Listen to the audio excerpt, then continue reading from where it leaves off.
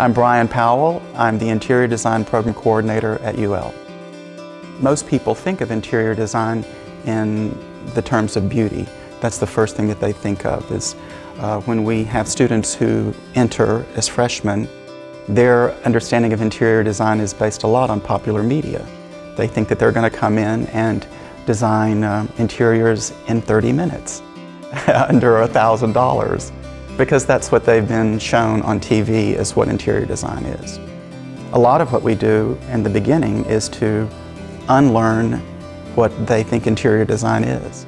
I learn each and every student's name because I had an experience in the past where I felt anonymous in a classroom. When I was going to school, I was in a class of 300 people. I never met the professor. I knew the professor had no idea who I was, and it was the poorest grade I ever received while I was in school.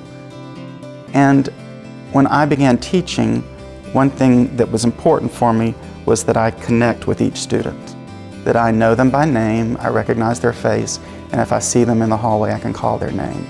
Brian really cares about his students. He goes out of his way to get to know them, to nurture their strengths and also address their weaknesses. And he really knows how to pull a student's creative work out of their own being. Students tell me that I'm nurturing and that I'm supportive in the teaching setting. I think that in my past I've had very nurturing teachers as well, which has helped me model my own teaching after those people who taught me. I even set a timer so that each student gets equal time in the studio so that no one feels like they haven't had enough one-on-one time in the studio. And I think that supports the idea of nurturing and equality. Brian is one of the most generous faculty I know with his time, and also always in a kind of just a positive mood, especially one student that has gone on to their own teaching career, and their goal was to be a teacher like Brian, and I found that significant. What we do today changes the world that you see tomorrow. The students around us are going to be the architects, the interior designers, the industrial designers that are going to make the things that you touch in your future. So what we do is very important. We equip these people with the tools that they'll need, the ways of thinking that will change the world. So what we do is very important as professors. The $100,000 Department of Energy grant was for the development of a solar energy home, which we called the Beausoleil, Louisiana Solar Home. The Beausoleil experience was life-changing for me because of the length of it. First of all, it lasted 2 years, and also the depth of it. There was so much involvement with so many people across the university. One part that I worked on specifically was the lighting, and so I worked with the local lighting designer, Denise Dufour, and we worked on strategies for using current technology. What drives me to be an interior design professor is the love of interior design. I love beauty in all of its forms.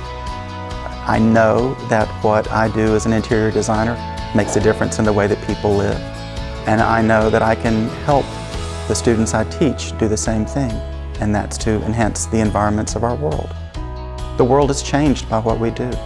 It's made more beautiful, more useful, and gives people more joy. When I first heard about the award, I was really overwhelmed. When I was about to go into one of my 9 o'clock class, and President Savoy called me and told me I had received the award, and I was so overwhelmed that I couldn't tell my students because I was afraid I would show too much emotion in front of them. I was very overwhelmed with the award. I know that it's a once-in-a-lifetime award, and it just means a lot to me. And one thing that I've told myself about this experience is to take it all in and to enjoy it and to love it and to take in the appreciation. Oops. I'm really happy for Brian. He deserves this award. It's an honor, of course, to teach in the College of the Arts, and it's also an honor to be awarded by your peers this prestigious award. You don't teach in order to receive an award. You teach because that's what you do and that's what you love to do. And so to receive an award for something that I would love to do anyway is just a cherry on the top of a sundae. You know, it's just really special to me, and I'm very appreciative and thankful to receive the award. When I started school, I knew that I had found a home in interior design, and so I'm at home when I'm here.